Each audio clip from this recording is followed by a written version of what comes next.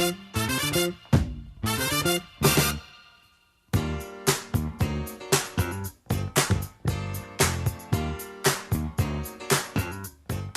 the weekend, and you have financial questions that need answering. That can only mean one thing. It's time for Jill on Money, the show that takes the mystery out of your finances. Here's your host, Jill Schlesinger.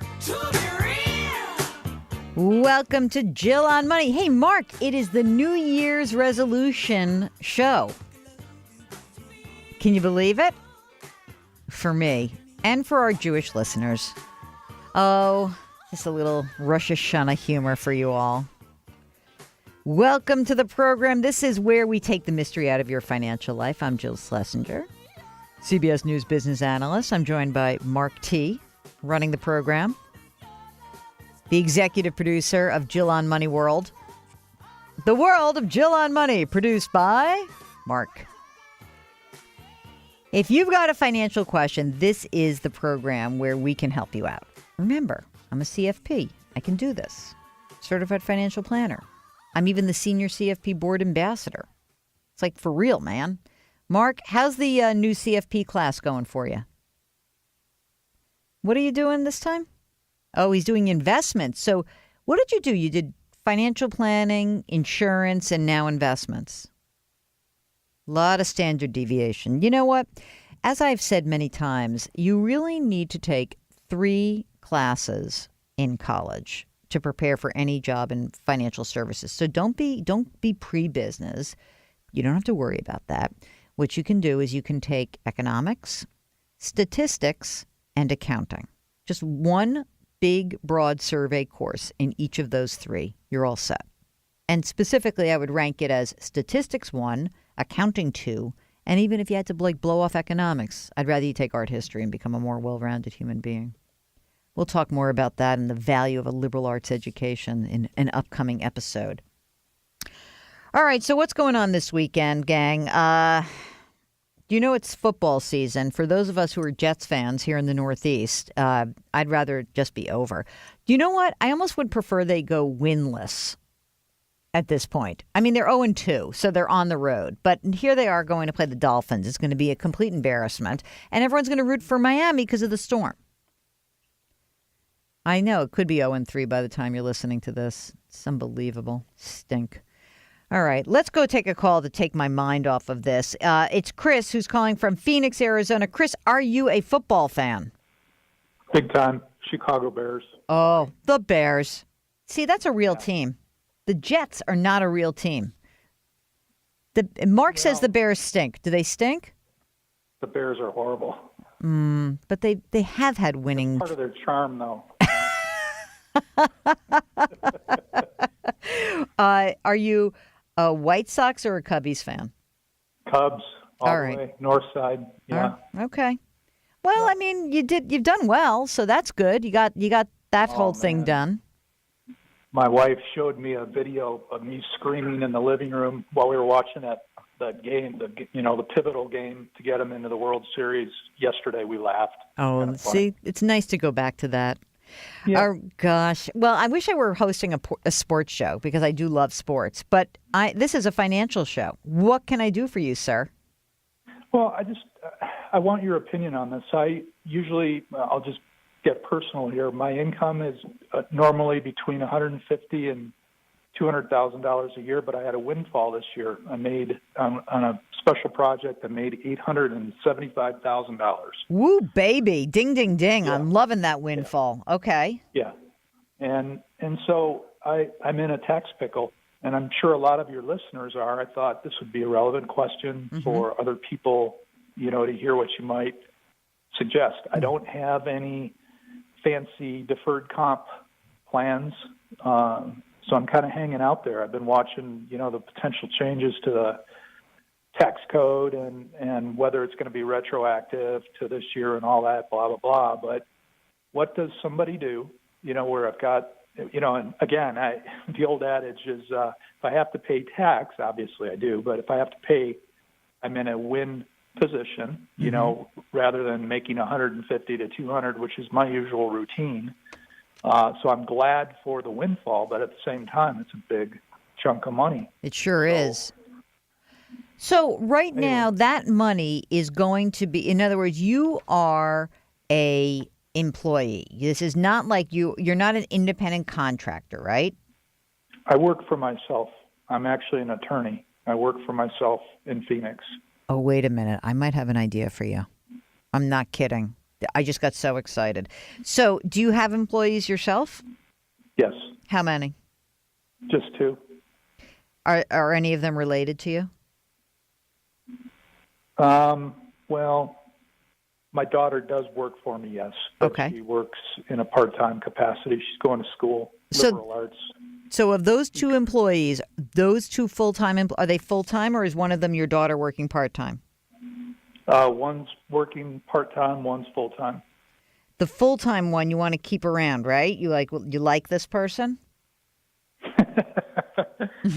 She's been with me for 13 years. Okay, She's good. Okay, I'm just kidding. Yeah, she's Yes. okay. Yeah, she's listening. Thanks. Yeah, exactly. All right. There's a couple of things that, I mean, first of all, obviously, as you know, the law is the law. You have income. You have to. You absolutely have to pay tax on it.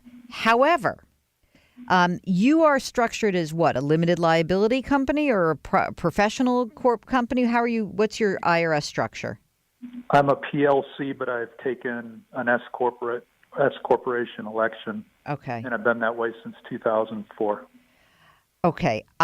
So obviously we're going to wait to hear details of the tax plan because you as an S Corp, PLC / S Corp person may be very lucky if what has been discussed does come to fruition, and we'll learn more about that in the weeks ahead.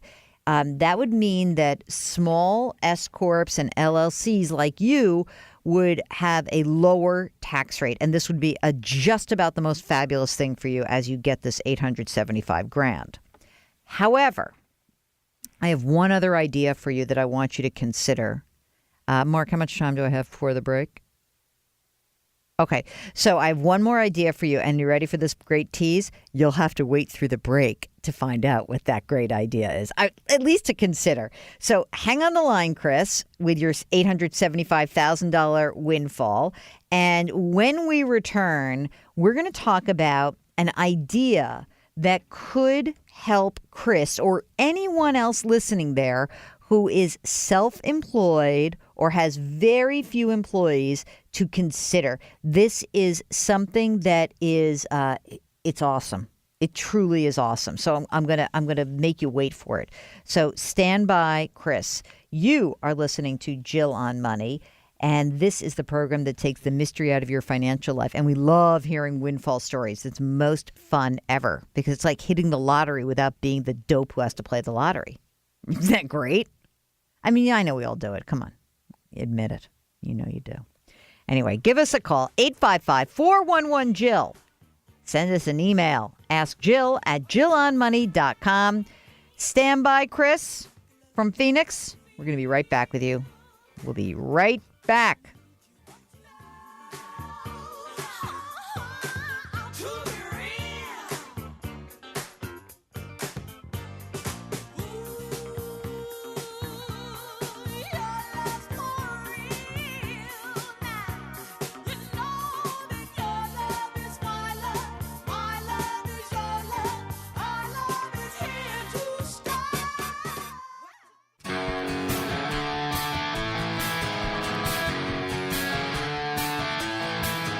Do I invest here? Should I put my money there? Jill Schlesinger can help you. Back to Jill on Money. You're back with Jill on Money. This may be my favorite call of the month because before we went to the break, we were talking to Chris from Phoenix, and he is fortunate enough to have worked on a special project which has meant $875,000 of a windfall. Woo, baby! So, Chris, we were talking a little bit before the break about how fabulous that is, and that maybe you will get a break when it comes to tax reform, because obviously if there's new tax plan that allows pass-through organizations like an S Corp or a limited liability company to enjoy lower rates and be considered a corporation rather being taxed on the personal side, this is going to be great. But here's a question for you. Do you currently have a retirement plan, Chris? I used to have a simple plan as part of my business, but I terminated that back in 2008, whenever the drop occurred. Okay. And nothing since then, right? No. Okay. So here's what I want you to consider, and you're going to probably have to go talk to someone who deals with this in your area. I want you to think about whether or not it might make sense for you to put in a retirement plan just to get some of that money off the top. All right. And one thing to consider would be just a plain old 401k, right? How old are you? I'm 53. Okay. So if you had put in a 401k for you and that one full-time employee who you like, you could put up to $24,000. Not a lot, but hey, you know what? It's good.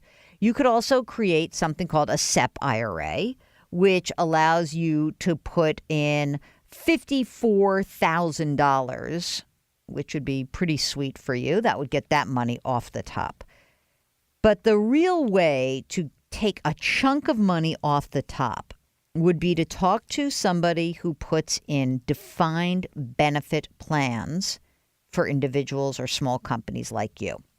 And the reason that might be interesting, and again, I don't know if it's going to work because this is like your windfall this year. I don't know what it's going to look, what your income, whether it goes right back to 150 to 200 or not. But if you were to somehow be able to kind of figure this out, you could probably take $200,000 or so of that $875, lop it off the top, not pay taxes on it, and put it into a retirement plan for yourself, and then put a little bit of money away for that one employee.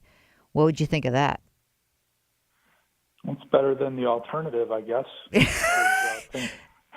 You so don't. Income. Just by the way, you don't seem happy enough about the $875. Have you gotten over that, or what? Why are you not happier? Oh, I'm happy. It's been 6 months, so it's kind of worn off a little bit. Okay. You know what I mean? I hear you. So I think you should talk to somebody who does this for a living. And when I mean does this for a living, it may not be, do you have an accountant? Do you have a CPA? I do my own tax return. You're going to have, there are people who put these plans in place, and you're going to have to find one, okay? I mean, I can give you the name of somebody who is a New York State-based person. So what I'll do is I'll get your email from Mark, and then I can send it to you. And you can just have someone talk to somebody who can maybe say, hey, that might make sense for you. It might not make sense for you. And at the very least, you could start to get some opinion about whether or not this works. And what I would prefer is that, especially because you have this big windfall in this year, is that when you see what happens with tax reform and then you make a decision going forward, whatever retirement plan you put in place, you want to try to sustain it, right? So my idea is not going to work if you can only do it for 1 year only, and that's that. But I mean, if there's something else that we can do to defray that tax bill, it would be really nice to do that. Because obviously this is a big change in your life. Is there anything else that's going on in your financial life that we can, that we must attend to with that $875? No, not really. I've done well saving over the years. Okay, good. All right. Well, I think that the best. So again, we got to wait to find out what the tax changes are going to be, and then it's really about the only way to sidestep taxation at that point would be to put in a retirement plan. And essentially that's going to either be a SEP IRA, a uni 401k, or a 401k with a profit sharing plan, or it's going to be something bigger like this defined benefit plan that you would, again, have to put in place, not just for you, but also for that full-time employee. So I think it might be a nice thing to do also to like, hey, you know what, you worked for me for this 13 years. Let me show you my appreciation by throwing some money at you. And you'll do it with a little bit of help from Uncle Sam. Sure. Oh, look, there's Uncle Sam calling right now. Thanks for calling, Chris. Good luck. Sorry about that. All right. Thank you, Jill. Take care. Bye-bye. Okay. All right. I like that idea. I like a retirement plan. It's so good. For those of you who don't have all that much money, again, the SEP IRA is one of those plans that is actually quite flexible. Again, you get for this year, for 2017, you can put 25% of in any income earned up to $270,000. It's limited to $54,000. That's probably the big number that might be interesting. But that defined benefit, oh my gosh, it's so good. It really is. It's the only way that I've seen that, like, again, this only works for very small businesses because otherwise you have to make a ton of money so you can put away for everyone in your company. And the tax reform that we've been talking about, or what that's been bantered about, is this idea that if corporate tax, if the top corporate tax rate drops from 35% to say 20%, and then all of a sudden small businesses like Chris's or any S Corp or an LLC, if those kinds of pass-through organizations are all of a sudden considered corporations and taxed at that corporate tax rate, that's a huge difference. Because right now, Chris is staring down the barrel of a marginal tax top rate of, all income earned over $418,400 because he's single. I think he said he's single. At 39.6%. But then there's another 3.8% Medicare surtax. So that's 43.4% tax. Oh, he's not single. He's married. Okay. So I'm sorry, all money over $470,700, taxed at 39.6. Then you tack on 3.8% as that Medicare surtax on net investment income. So what you're really looking at essentially is about 50 cents on every dollar over 470 grand earned is going to be taxed. And if that's the case, maybe there's a way to reduce that. And one way to reduce that would be to actually put money into a retirement account and maybe hope that instead of getting taxed at 45%, that goes to 20 or 22%. That's a big change. So we'll have to see. It's going to be from whatever is announced to whatever we get to, it's going to be a bit of a long road. So don't count on anything, but we'll be talking more about tax changes as the conversation evolves in the next few weeks. Some of my folks down in D.C. tell me that there is going to be something, whether it's as significant as what was previously promised is unclear at this time. Okay. What else? That's what I can give him. I think that's pretty good. He just didn't sound all that psyched. I don't know. I'm so psyched for the 875. He didn't sound as psyched. If you would be like to be psyched about your 875 or your even 87,500, 8,750, I'd be psyched at $87 if I found it. You're listening to Jill on Money, 855-411-JILL. Send an email, ask Jill at jillonmoney.com. We'll be right back.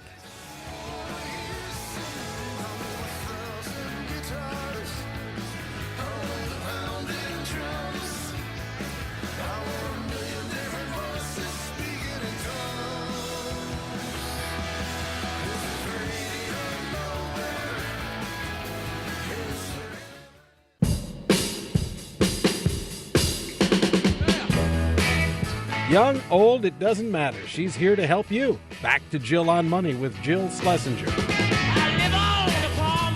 You're back with Jill on Money. This is the program that takes the mystery out of your finances. Mark, have you started watching The Deuce on HBO? Yeah, James Franco in two different roles, but it's with your guy, Simon. But you love Treme, and it's the same guy.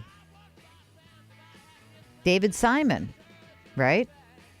So he's The Wire, he's Treme. No. All right. Mark, not a fan of Franco. Okay. I haven't started watching it either. I heard it's just a very realistic depiction of gritty New York in the 70s. So since I grew up then, I thought that would be interesting. All right. Back to you.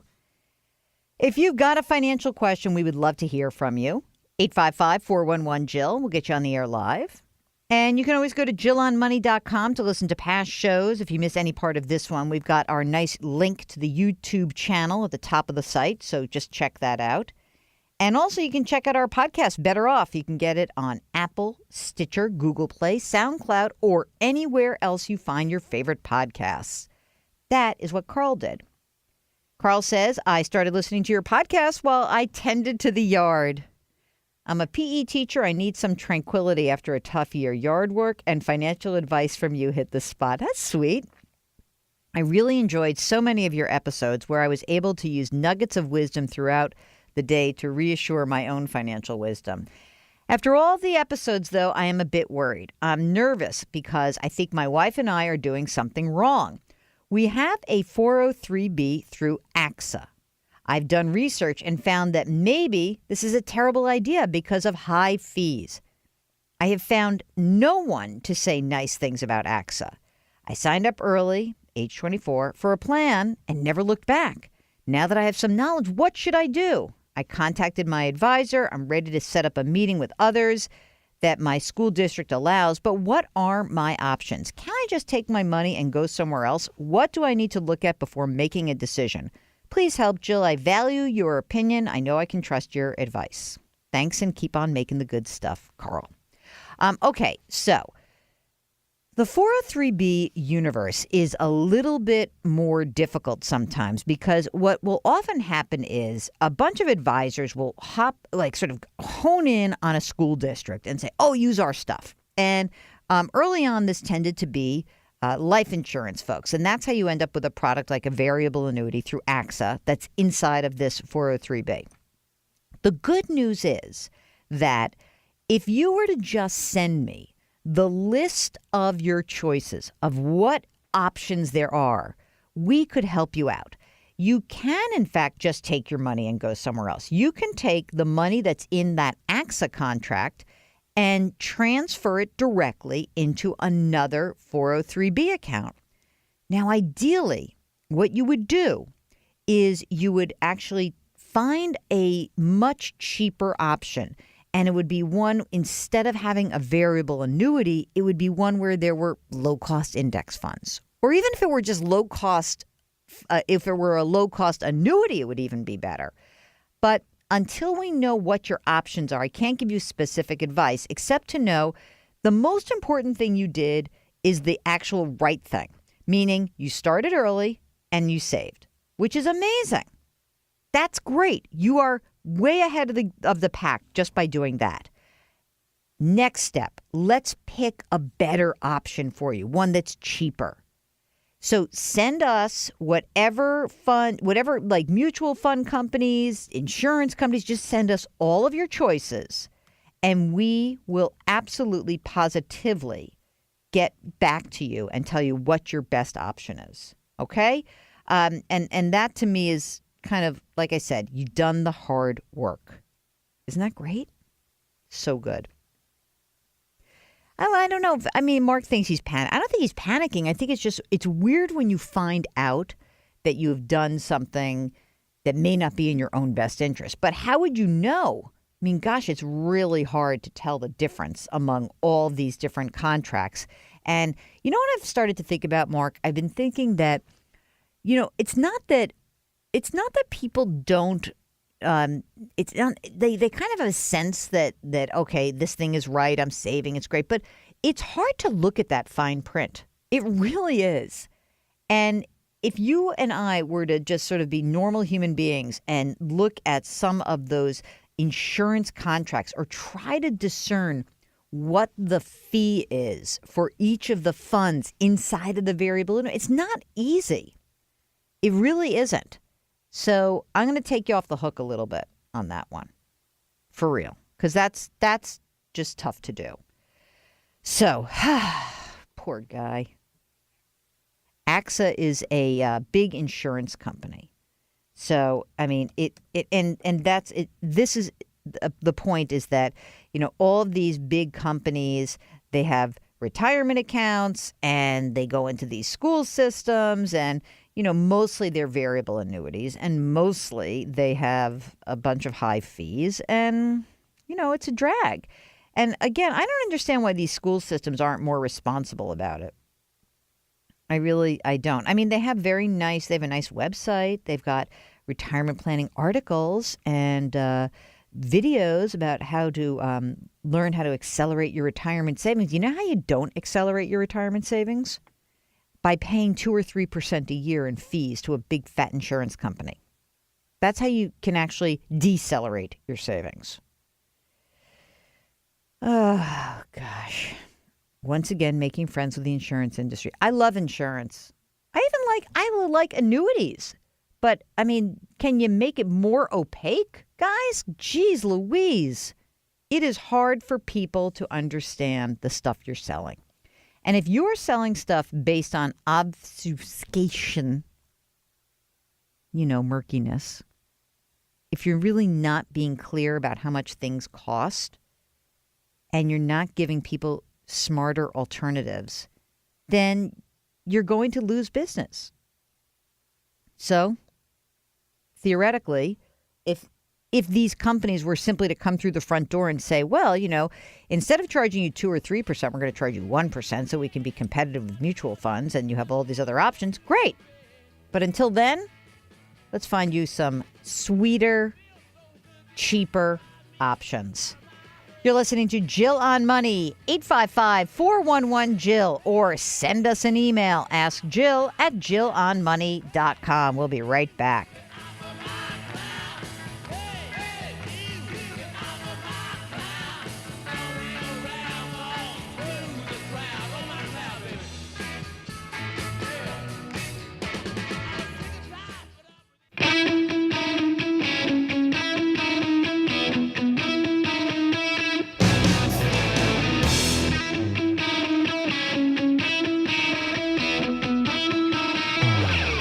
Back to Jill on Money with Jill Schlesinger. Have a question? Call anytime, day or night. 855-411-JILL.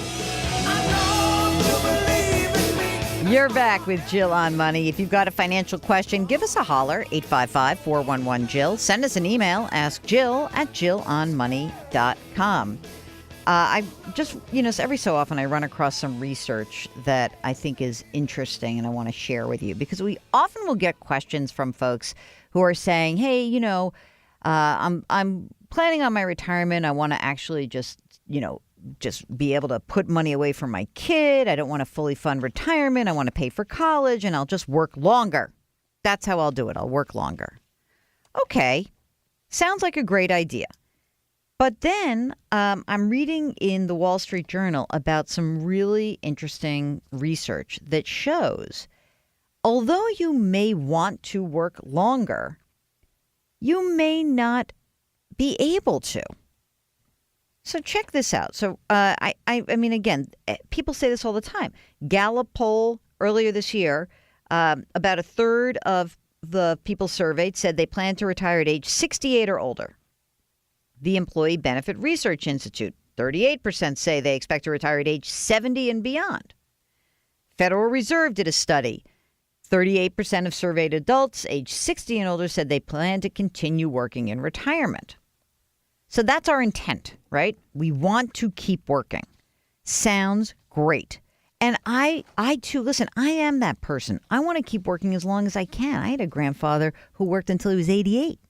I hope that I can work as long as I can. That would be awesome. But then you look at what people are actually doing, and it's different. So in that Gallup poll where 31% said they're going to work till 68, they found that actually the people who are already retired said they stopped working on average at age 61. And in that employee benefits survey, only 4% said they worked until 70 or beyond. So I want to work, but I'm not doing it. Same conclusion at the Federal Reserve. Like basically only 7% of people said they had income from a job after age 70. Okay. So what's happening here? We're in our work lives. We're healthy. we're happy and we say, we want to keep working. I get that, right? Yes, of course, we want to keep working. But that's not what's happening. The disparity is because things happen. Different kinds of things can happen. You can have a health problem that prevents you from working. You may need to take care of an aging parent or relative. That can happen. Maybe your loved one, maybe your spouse. You decide that you really want to work longer, but maybe it's not so easy to land that next job. Any of those things can derail your plan. And one of the fears that I have when people tell me I'll just work longer is that you just don't know. So what is the remedy to this disparity? What's the remedy to thinking you'd like to work longer, but in fact, you're not able to? Well, this argues for you to actually save more today. It also is a really good argument for making sure that you secure your retirement before you start paying for your kid's education. Even if your kid has to take a loan. Because what's the best case? The best case is you fund your retirement, kids take a loan for college, you are able to keep working longer into your 60s or maybe after age 70, and that's all great. And you have the money that you can help your kid pay down the loan if you so desire. That's the best case. Let's do the worst case. You don't save for retirement. You pay for your kid's education. You're thinking like no big deal because I will just keep working. You get to age, and maybe your plan is predicated on working till age 68. You get to age 61, you get downsized. You can't get another job. You don't have enough money to save to actually be retired. You're forced to do something that maybe you would never have thought of doing previously.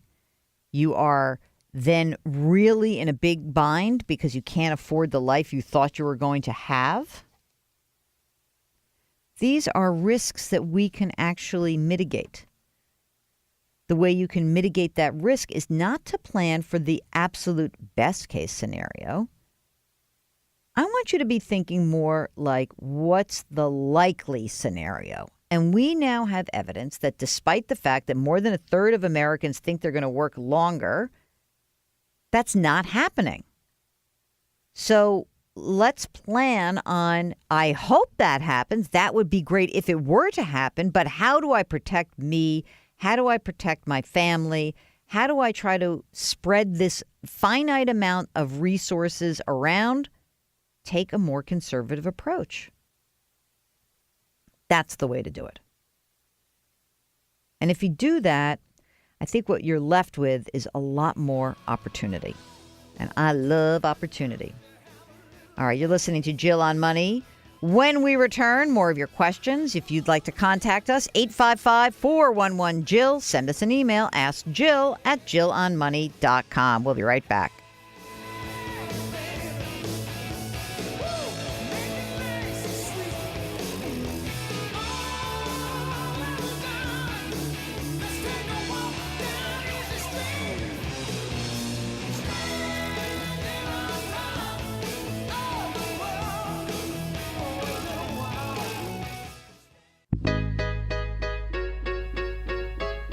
You're back with Jill on Money. If you've got a financial question, 855-411-JILL. Send us an email. AskJill@jillonmoney.com. Chris from Arizona wants to know, is the tax percentage for annual withdrawal on an inherited IRA a fixed rate? No. Inherited IRA rules are annoying.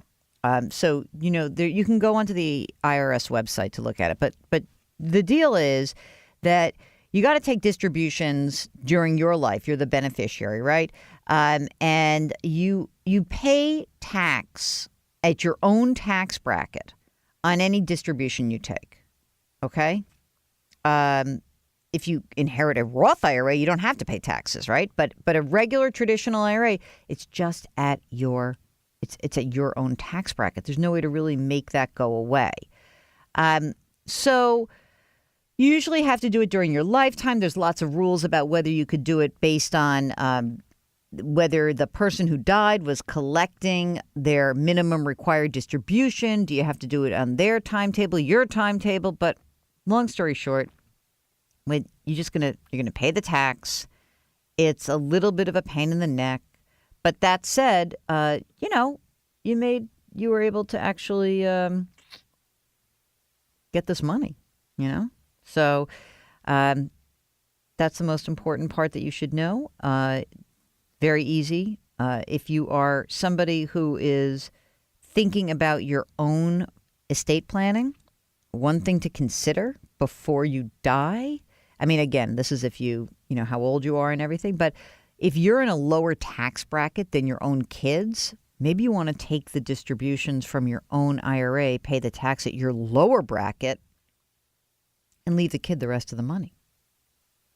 So I don't know. I think that might be something that you could at least consider. But if you have more questions, let us know.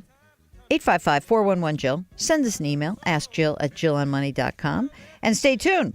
Next up, we've got our interview with Adam Levin. He is a security expert.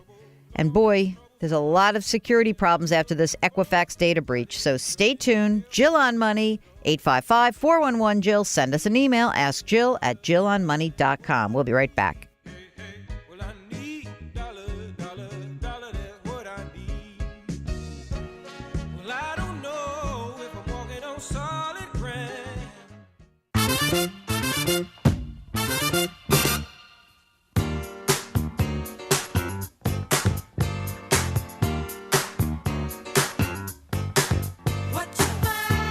It's the weekend, which means it's time for Jill on Money, the show that makes money fun and just happens to answer all your financial questions. Here's your host, Jill Schlesinger.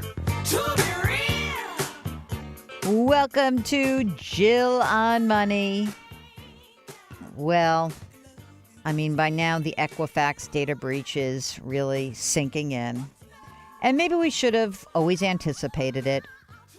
That's what our guest, Adam Levin, told me a while back. I conducted this interview earlier this year, but my gosh, he is quite prescient. Adam Levin is the author of the book Swiped, which is now available in paperback. And this is such an important book, and he really does boil down so many of these identity theft issues into an easy to digest way. The book is organized around different problems caused by identity theft, whether it's financial, criminal, medical, family, whatever. But it's a practical book, and it really has helped me figure out how to give good advice to everyone about online security. Adam, I always love to say this because you're a former director of the New Jersey Division of Consumer Affairs, which I guess leads to many sort of funny jokes about, either Sopranos references, Chris Christie, Bridgegate, but you probably had your arms around a lot of things as the Division of Consumer Affairs in New Jersey, my guess. But you're here because your book Swiped is now out in paperback, which is so exciting. So I wanted to bring you on the show to talk a little bit about identity theft and tell me, what is it that we need to worry about when it comes to protecting our identity? Well, first of all, let me start by saying I may have had my arms around many things when I was at Consumer Affairs, but Chris Christie was not one of them. Your arms are not big enough. That's true. It would have been an issue. Lovable fellow, but anyway. Oh, go crazy. So, I think we're still going to see the old standbys in identity theft. I mean, certainly phishing is going to be probably still the biggest problem that people face. Clicking on links, ransomware, and all of the things associated with it. Every possible scam that people can come up with, because scammers are incredibly creative people, and they're counting on the fact that we're distracted because we have day jobs and we are their day job. okay, the idea of phishing and clicking on links, all of this used to be like, oh, we're just going to get we're going to get into your credit card account and we're going to go to Best Buy and charge a bunch of stuff. But that's actually not what the tax fraudsters are looking for. They just want your name and your social. Is that right? They'd like your name, your date of birth, your social. Your address wouldn't hurt either. Right. And what they do is then they file as fast as they possibly can because the goal is to get to the tax man first. And you find out that you have tax issues 3 ways. First, you attempt to file a tax return and you're blocked because somebody using your Social Security number has filed ahead of you. Or you're waiting for your refund and it never shows up. You call the IRS, they say, but we issued your refund. Unfortunately, you weren't the you that they issued the refund to. And the third is you get a deficiency notice from the service telling you you woefully underreported your income because unbeknownst to you, someone using your Social Security number got work and their income is being reported to your Social Security number. And so how can you... All right, so that's like kind of just preposterous and annoying and all of that. And the IRS doesn't have a lot of money, but they are putting in more filters to try to figure out where there's weird behavior. Is that right? Because remember, if you recall, years ago, I called you up because my dad had an experience around tax fraud. Right. And I said, hey, Albie tried to file Albie got a call from the IRS. They literally called his accountant and said, you've never gotten a refund in 45 years of filing, and you got a refund. Is there something wrong? And it was a fraudulent return that was filed. Right. But that's after the fact. The identity had been stolen. His social had been compromised. And there were a series of steps that we had to take. So how can we protect ourselves? Just file as early as you can? Or are there other things we should be doing? Well, unfortunately, you have to file basically as early as you possibly can. And it's because there's a flaw in the system anyway, and that is they don't end up matching the returns to the information from the Social Security Administration and employers until July. So as a result, a great deal of the refund process by congressional mandate is done much earlier. It's supposed to be 21 days if you file electronically, no more than 6 weeks if you file by snail mail. So the whole purpose is sort of get it out there, get it back to the taxpayer. Unfortunately, oftentimes it ends up not going back to the taxpayer. It goes to the fraudster. That's right. So the things that you should be doing to protect yourself in general from identity theft, which is you minimize your risk of exposure, you monitor, you have a plan to manage the damage, are the same things that would apply with the IRS. These are Adam Levin's 3 M's. How do you minimize your exposure? Let's start with the first M. Well, you don't carry your Social Security card. Unfortunately, for those of us who are over the age of 65, we are de facto carrying our Social Security card. Because it's on the Medicare card. That's correct. Now, there's a law that's been passed that's phasing it out over the next few years. I hope we live as long as to see it happen.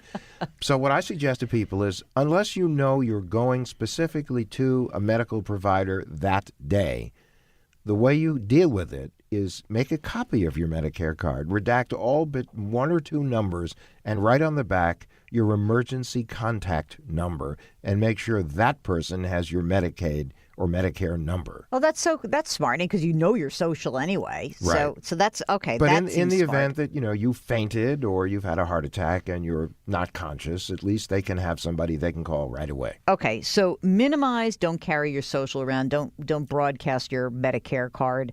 What else can minimize your exposure? Cover your information, which means if you are a victim of what I call the pantheon of ishings, which is phishing, dear cardholder, dear member, dear account holder, spear phishing, dear Jill, vishing, that's when you get a call from what you think is the bank, and they start asking you questions, and if the questions go anywhere beyond, we just want to confirm these transactions because maybe they're suspicious, the minute they attempt to get you to authenticate yourself, hang up. And then there is smishing, which is SMS or text-based phishing.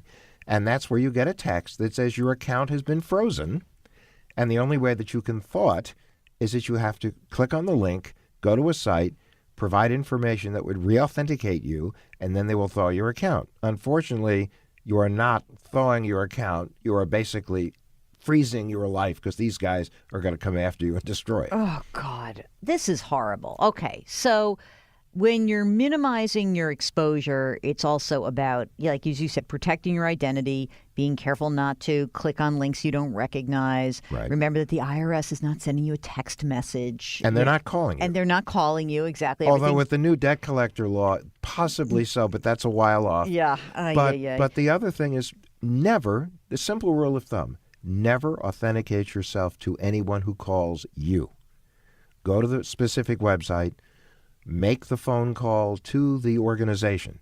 Confirm they are real. Do not use the phone number they email you, even if it is the right email or phone number. Don't do it. Confirm it independently. Flip your credit or debit card. Read the phone number on back. Call customer service. Then if they ask you to authenticate yourself, it's not illogical because they don't know who you are. We'll get back to our interview with Adam Levin, the author of Swiped, in just a minute. You're listening to Jill on Money, 855-411-JILL. Send us an email. Ask Jill at JillOnMoney.com. We'll be right back.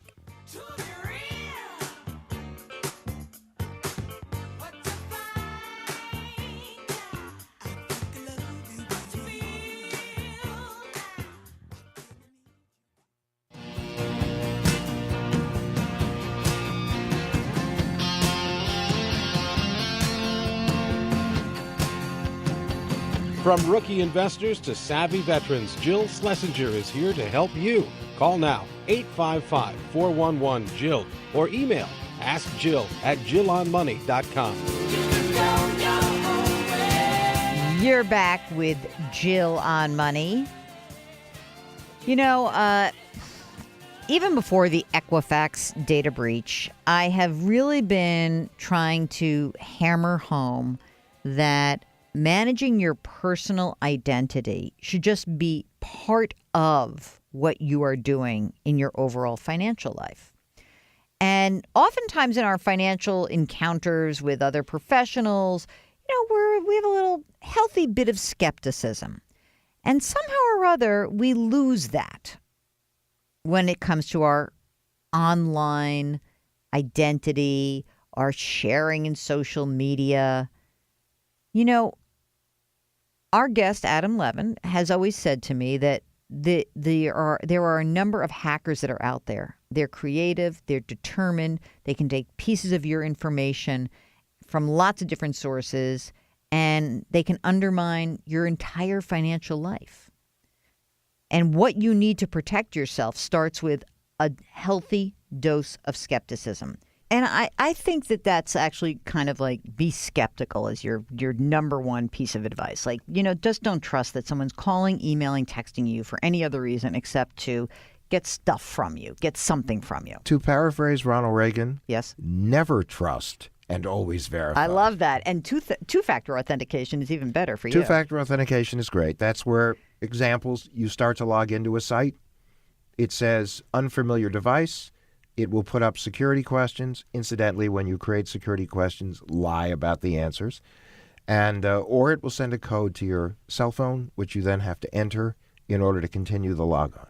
How do you feel about the putting passwords in the cloud? A lot of people are using password generators, and then they're storing all of their passwords on some app or system that's on the cloud. I always get a little nervous about this because, look, if a hacker can get into the IRS website, right, or into a big financial institution's website, why couldn't they get to a cloud-based website that is supposedly protecting my information? Well, not to be Debbie Downer here, but the truth of the matter is that hackers can get anywhere they ultimately want to get. Yeah. But you can't live in a log cabin on Loon Lake and off the grid. So if we're going to be part of the real world, you kind of buy your ticket and take your chances.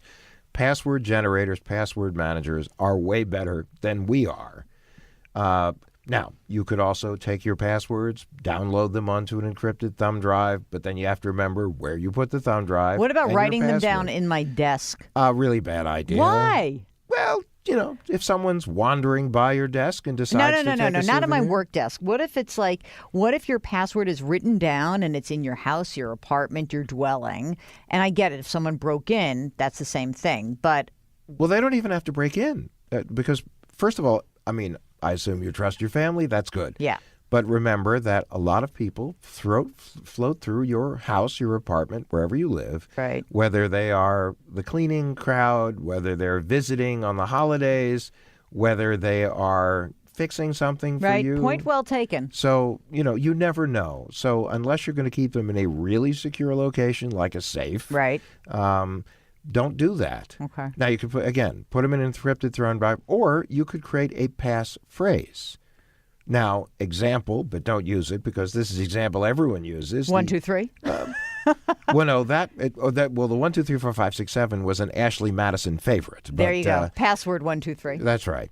But what you should do, let's see, the quick brown fox jumped over the fence. Now, you got to remember how you spell every word in there. You could do the first letter.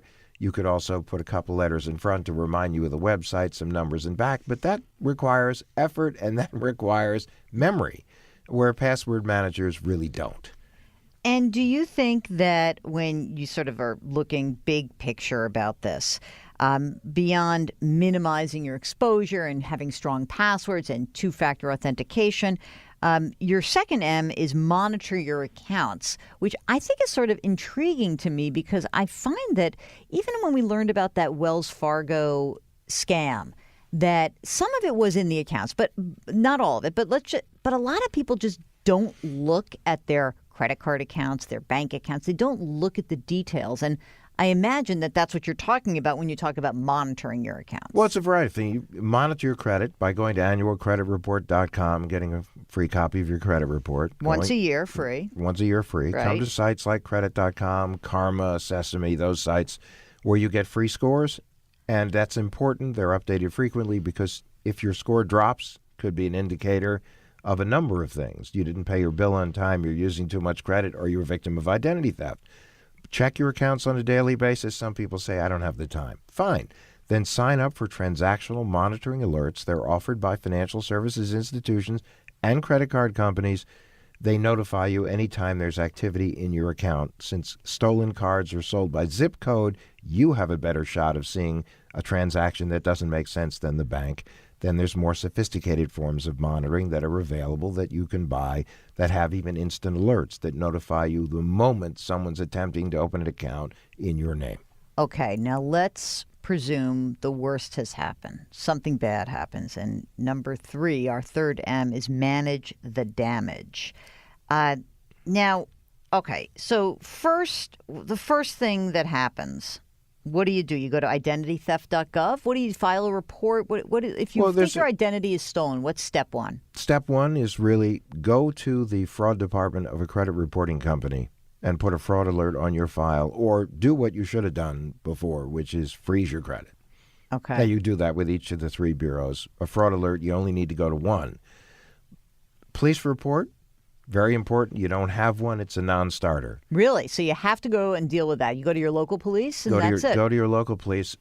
Probably they're not going to investigate, but at the very least, what you want is the report, because you're going to have to be able to supply that report as an indicator that you're having a problem. Because when you don't have a police report, creditors, credit reporting agencies, government agencies don't believe you. Oh, that's amazing. And the reason why identity theft, for instance, is so horrible when it occurs within the family group is because people don't want to rat out family members. Right. And if you're not going to file a police report, they think you're either an identity thief trying to manipulate the system or a credit repair company trying to manipulate the system. Okay, file a police report, do your identitytheft.gov, contact the credit reporting agencies. What's the difference between freezing your credit and what's the other alternative? Fraud alert. A fraud alert. What's the two different? A fraud alert tells a prospective creditor that they need to authenticate your identity before they extend you credit because there's an issue. A credit freeze allows no one, including you, to access your credit for the purpose of getting new credit until it's thawed. So you freeze and then you thaw. Well, wait a second. So does that mean that you should, if you had a freeze on let's assume you've got all the credit you need. You bought your house, you got your car, you got all the credit cards you want. Should everyone freeze their credit just for the heck of it? Wouldn't be a bad idea. Because there's no downside except unless you have to unfreeze it to then have something new occur, correct? That is correct. But is there any other downside to freezing? Well, it's a little cumbersome and it costs. How much? It could cost you 10 in, 10 out. Depending upon your age and the state, it could be less. Depending upon your status of whether or not you've been a victim or not, it could be less. But the truth of the matter is, it is something that people should seriously consider. It's not the silver bullet. It's not going to stop medical identity theft or criminal identity theft. Because of children, it still may not necessarily get it because a lot of states still don't let you freeze it, and the bureaus don't necessarily want to do it without the reality that there has been an identity theft. Mm-hmm. But a credit freeze is more comprehensive. The great thing about it is because you do it with 3 agencies. If you're going to a creditor other than someone for a mortgage where they pull all 3, you can ask them, which bureau do you pull a report from? Because I freeze my credit, and you could thaw the credit with just that one bureau and then refreeze it. We'll get back to our interview with Adam Levin. He is the author of Swiped, which is now available in paperback. Go buy it during the break. If you've got a financial question, 855-411-JILL. Send us an email, askjill@jillonmoney.com.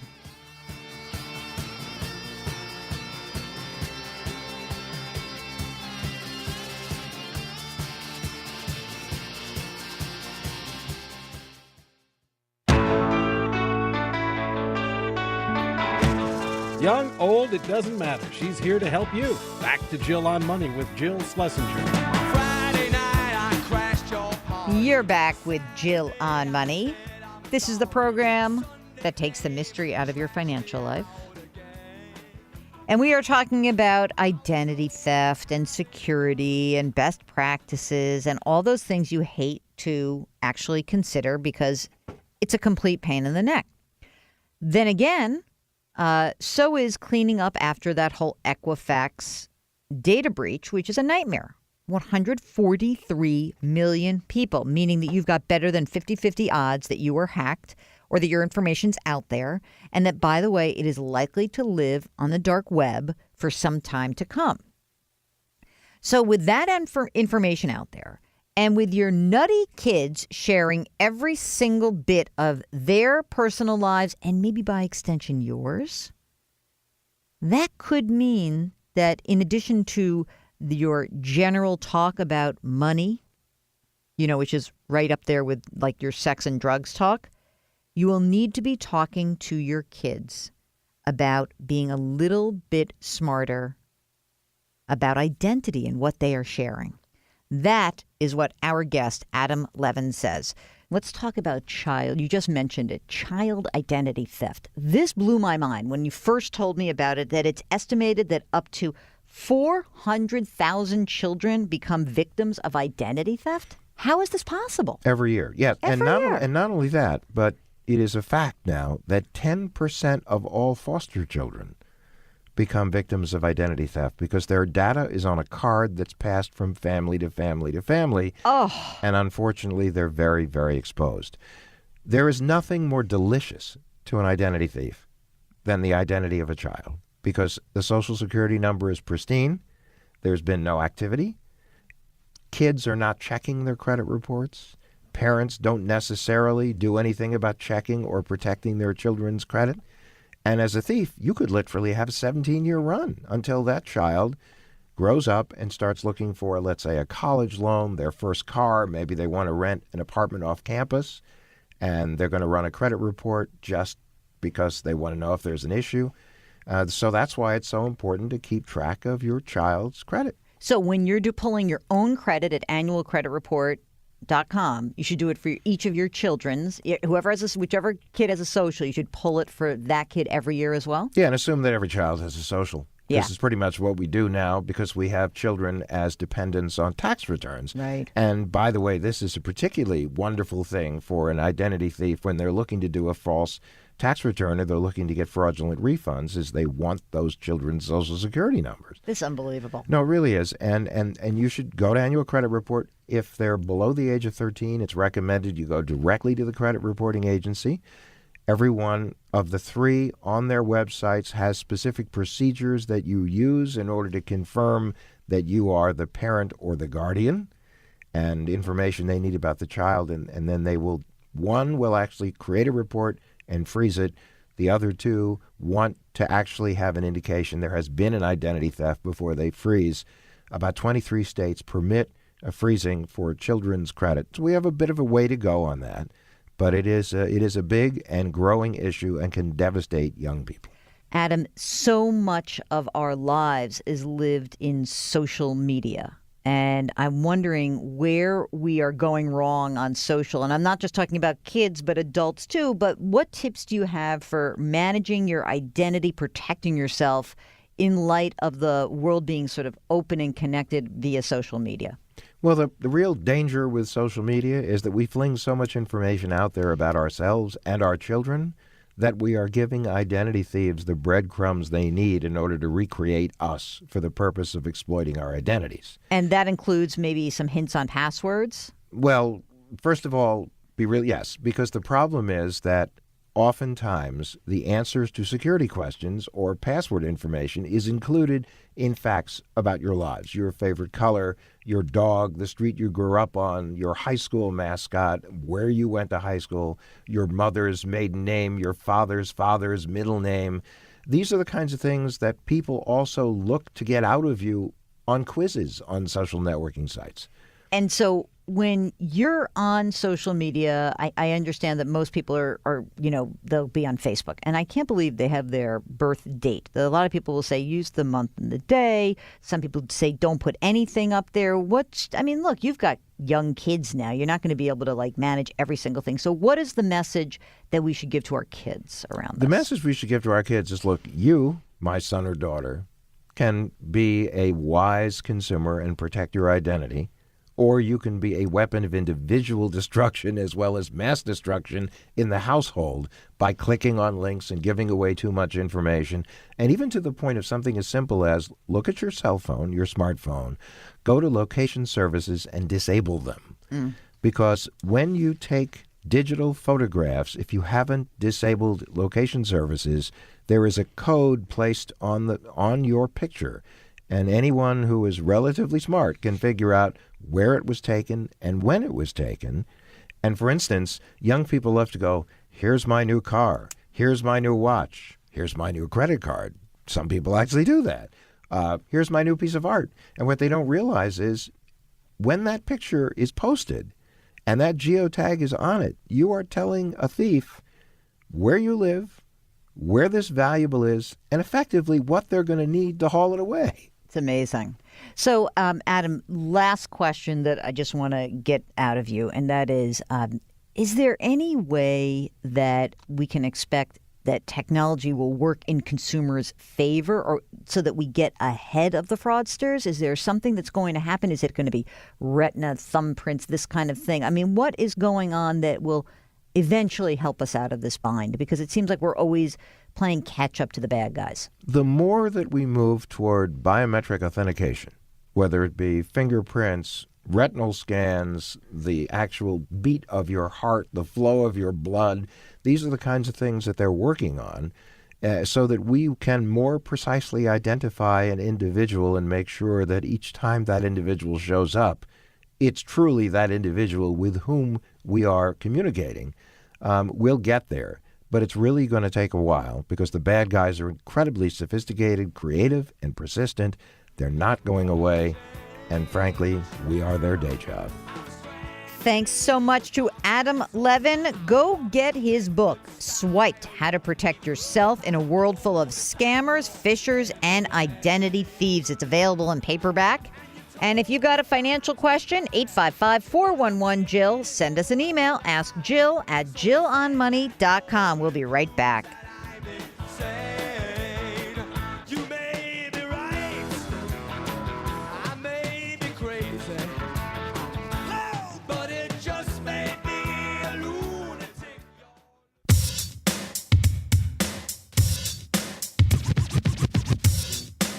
From rookie investors to savvy veterans, Jill Schlesinger is here to help you. Call now, 855-411-JILL, or email askjill at jillonmoney.com. You're back with Jill on Money. This is the show that takes the mystery out of your financial life. I'm Jill Schlesinger. Mark is running the show. And our phone number is 855-411-JILL. Send us an email. Ask Jill at JillOnMoney.com. Hey, Mark, where are we on Twitter? Did we get to like a milestone or anything? I'm on the verge of 14,000. That doesn't... I feel like I'm stuck, man. Oh, Mark says when we kind of started getting him involved in my social life, meaning not my social life, but my social media life, I was like at 11,000. So he's taking credit for that. How about you get me to 20? Oh, all right. All right, let's get a question here. Wilbur writes, I have a $150,000 Northwestern Mutual comp life insurance policy that I bought when I was 25. I'm now 77.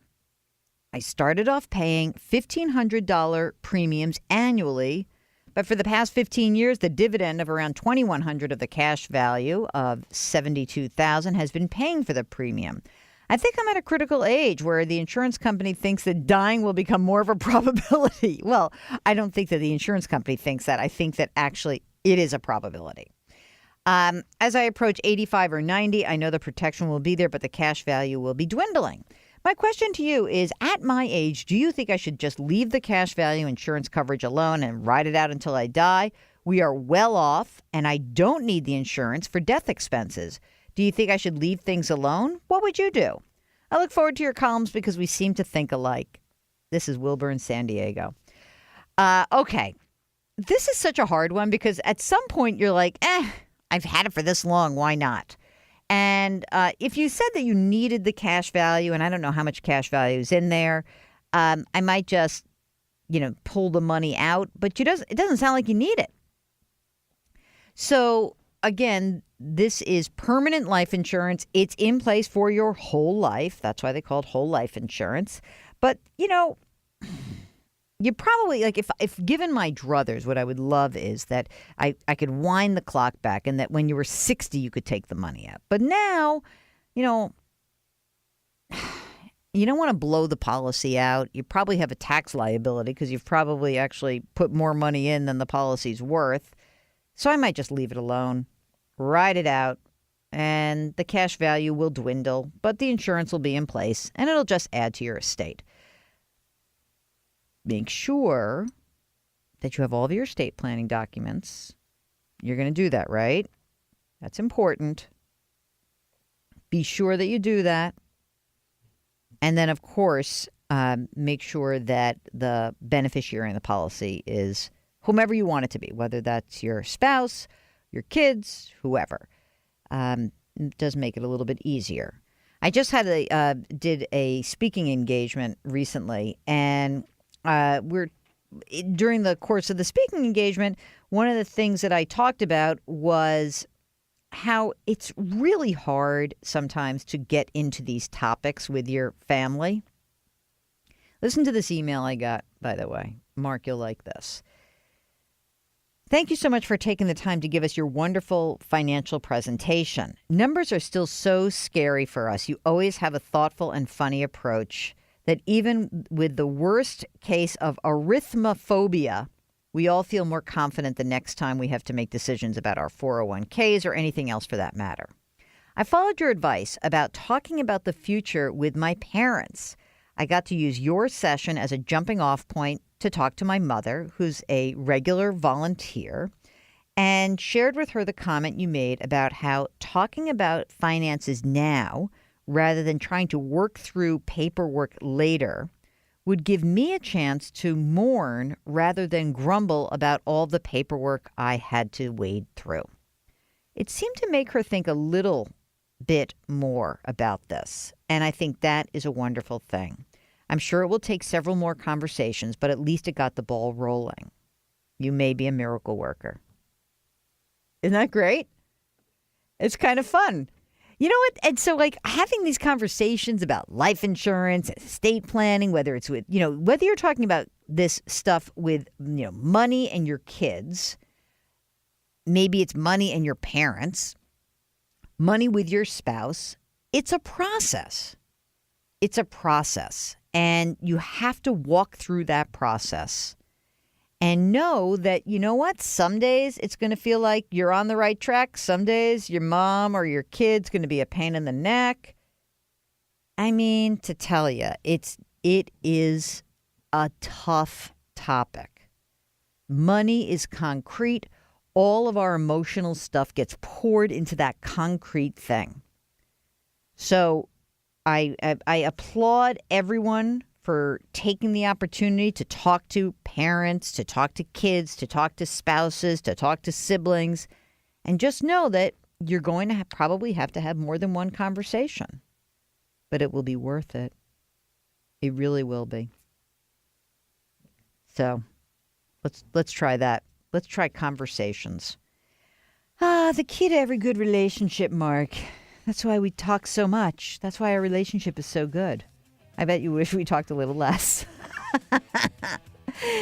All right. When we come back, we're going to take more of your questions. 855-411-JILL. Send us an email. Ask Jill at JillOnMoney.com. We'll be right back.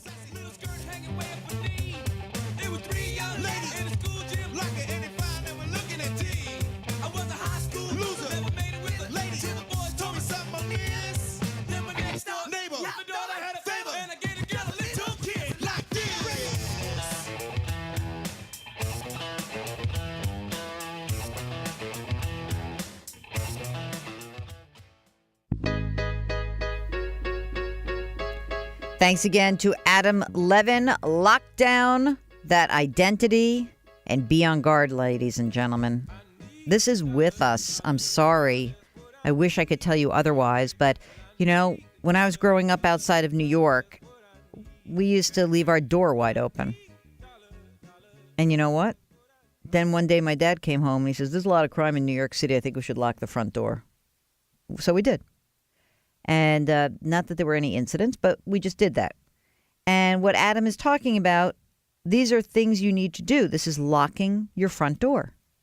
We've sort of blissfully tried to go through our lives ignoring this threat, but the threat is real. So lock your door. Do what he says. Okay?